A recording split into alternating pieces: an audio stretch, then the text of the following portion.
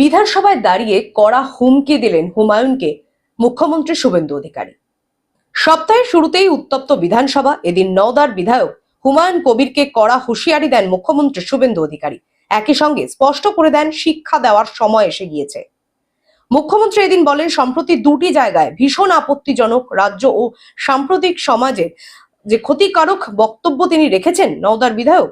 গত 26শে জুন কাশীপুরের রেজিনগর এবং 28শে জুন শক্তিপুরের দুয়ারাঘাটার কর্মসূচিতে হুমায়ুনের বলা বক্তব্য পাঠ করেও শুনিয়েছেন তিনি।